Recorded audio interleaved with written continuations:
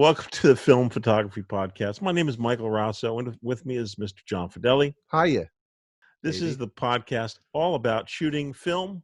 We're going to be talking to Mr. Mark O'Brien. Oh. And we're going to be talking about shooting low ISO films. Oh, very scary. These are I films. don't like low ISO. These are films that are below.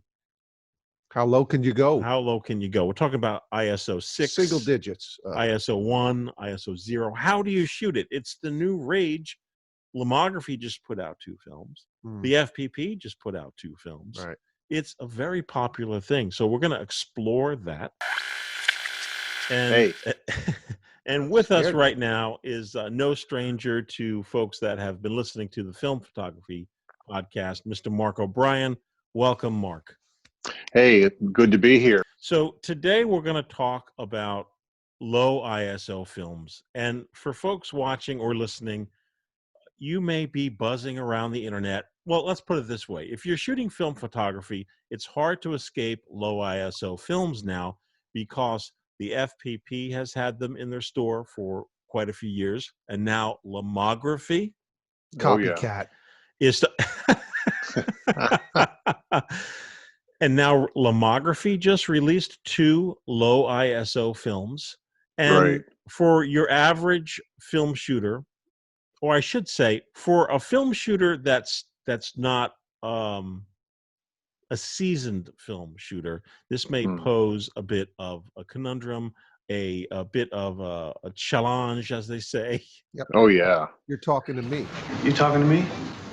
Oh, yeah, John. John was Scares asking, me, why Mark. should I I'm do? scared. You have to allay my fears. Yeah. So, I should say Mark O'Brien is the author of a new zine that came out, which ties into this topic because the issue 1 of Monochrome Mania. Yeah, Monochrome Mania deals with low ISO films, or as you wrote, adventures with slow films. Exactly. And Mark is also the author of the long-running blog, Random Camera Blog. Can I see that? Can we see that graphic, please? Sure. It just see that keeps bumper sticker. It just keeps you from having to do like a graphic. There you go. Let's take a screenshot, and there you go. For a lot of people who are maybe new to film, or even if they've just been shooting your typical 100 to 400 ISO film for quite a while, jumping down into something that is below the ISO of 100 may seem a little foreign to them. But then there aren't too many choices as far as everyday slower films, such as, so you would say Pan F50 is a commonly available film. And of course, the Sfima FN64, which is an excellent film. But those compared to the really low ISO, those are fast films in comparison. Where does one start? What's a good thing to aim for? And there's so many different ones out now, thanks to you guys, that people may be a little, kerfuffled as what they should do. And there's even some really low ISO color films out there too, which had very specialized uses. So we're mostly talking about black and white here? Yeah, we're just talking about black and white. I'm not going to talk about the color stuff at all because I've not used any of it, so I can't really speak from experience. But the thing is, with the black and white, you can easily develop it yourself, which is probably recommended for most all of these slow films, home developing. And there's a couple reasons for that. One is a lot of these films may be high contrast, and because they were developed for microfilm use or documentary use, document copying.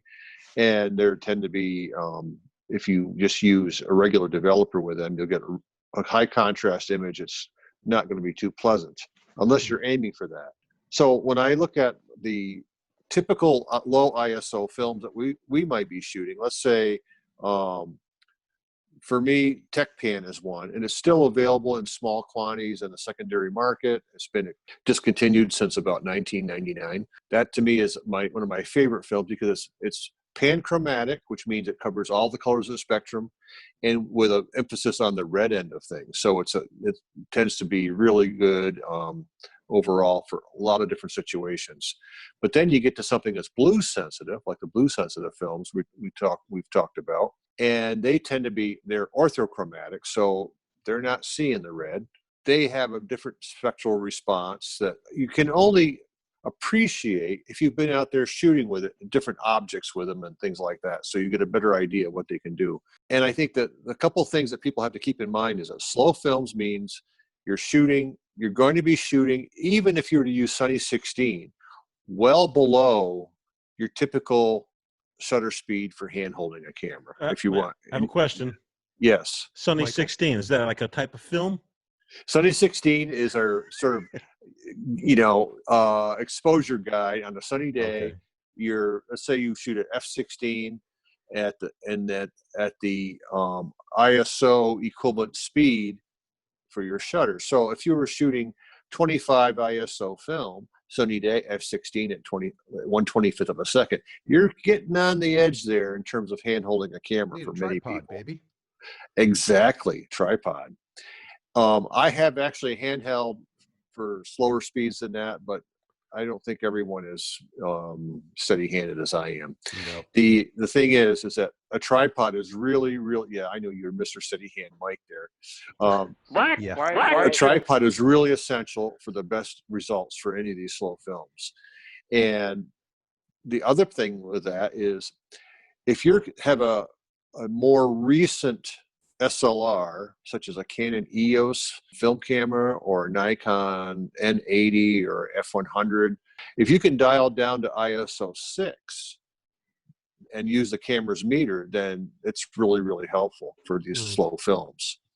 Now, if you can't do that, you can download any number of metering apps to your smartphone. And many of these will go down to ISO 1, which is about the slowest you're going to find anything anyways. There are some that are 0.8, but one's close enough. In many cases, a lot of older cameras may only go down for their metering to ISO 25. And you can do some things now. You can, if you say you have an ISO 6 setting, or I say ISO 12, and you want to put ISO 6 film in there, if you have exposure compensation built in, which means tells the camera to either shoot for a longer or shorter period by, if you add plus, you're saying I want more exposure. So if you have an ISO 12 camera or ISO 12 sitting on your camera and you shoot ISO 6 film, if you go +1 in the exposure compensation, that's a whole nother stop. And that gets you to ISO 6. At those low speeds, you probably don't want to even bother using any filters because you're blocking some light whenever you Don't have use any a light filter. to play with. Well, with it's those exactly. You don't have a lot of light. But the plus side of using a low SIO film is that you can shoot wide open on a sunny day, which is really a cool thing to be able to do. So if you have an f1.8 lens, you can go out there and shoot. You could actually shoot handheld at f1.8 on a sunny day with an ISO 6 film. I've done it. It does open up a lot more experimental things that you can do with slow films. I like taking pictures of waterfalls. I moved to a state that's got thousands and thousands of waterfalls, unlike Michigan. And what state is that? North Carolina. Oh. So, sorry, honey, there's not enough waterfalls. Let's try North Carolina. And so within just a few minutes of here, I can go hit any number of small waterfalls. And so for me, I like to have that dreamy effect of the flowing water. And a slow ISO film gets you there really quickly and without having to use any neutral density filters and things like that you would have to use if you use like an ISO 400 film. So let's bullet point this. We're going to talk about quickly about developing, but to bullet point this, if you want to shoot one of these new to you low ISO films, you use a manual camera. Exactly. Use a light meter app or a handheld light meter so that you could figure out your shutter speed and f-stop on your camera. Right. Do not use a compact point and shoot camera. You're wasting your time. Exactly. Because they won't do a good job. And if you have a steady hand, or if you're using a wide angle lens, you might be able to get away with handheld. But if you want something like the beautiful, as you said, waterfalls, and you get the flowing motion of water, you want a tripod. Exactly. And the other thing is that because you can use these slow films with, some have different spectral responses, like, of course, the blue sensitive or the ortho type films. they may be really fun to play with for portraiture, giving you Right. sort of an old time look to portraits that you would shoot with them.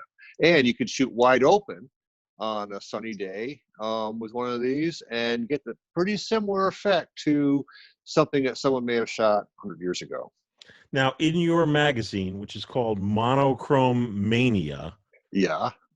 you have a chapter on developing, but there are a lot of people out there who maybe have the manual SLR gear and would like to shoot this, but they don't process or develop at home. In your mind, where would you send this if you had to send it?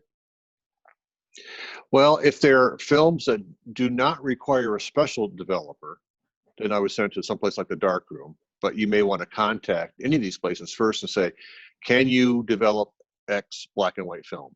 Would be, Right. and they would get right back to you if they could or not. And so that may limit your choices of films, because if they don't require, the reason I would say some films require a special developer, if it's a high contrast film like Codalith or TechPan, and there's a couple other ones out there that were like for police surveillance use and things like that. Some of these high contrast films will not give you good results in a standard developer. You need to really tame the contrast. And so in my zine, I talk about POTA, which is a very simple developer. It's probably equivalent in terms of the TD3 that's sold by Photographer's Formulary is a good source for those things. Don't be afraid of trying something new. I mean, it's always a learning. I mean, some of these films I've shot maybe only once, and if I didn't get good results the first time using whatever methodology I'm used to using, I might not go back to one again. But then when I got a little bit more confidence in what I was doing, I went back and tried some of these other films. I go, oh, these are really pretty cool. Once you figure out what works for you. With some people, maybe they want to capture movement in a crowded area and use a slow film, so everything's a blur. Some people may want to just use a slow film that's got a certain spectral response, so that it's either a high contrast image, or maybe it's just something that looks old fashioned when you look at the images. And the thing is, it's always a learning process, and it's also part of doing some kind of artistic work. And a lot of it's experimental. And so you find out and go, oh, I shouldn't have used that film for this because whatever reason. But don't be afraid of trying one, because I think it gives you another piece of ammunition in the photography toolbox to go out and be creative. Yep. And to me, that's what it's all about, is being creative and, have fun.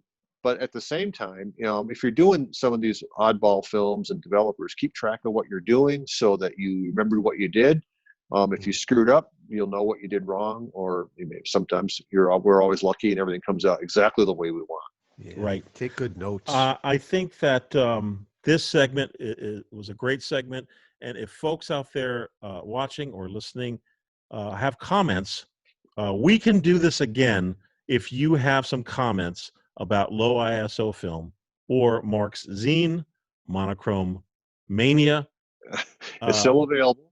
Yeah, just send us a note, podcast at filmphotographyproject.com. Mark, where does someone get this zine from? They can go to my blog page, and right on the right hand side of there's a little column on there. There's a link to ordering it. Great. And what it's is your on blog page again? Where's the paper? It is.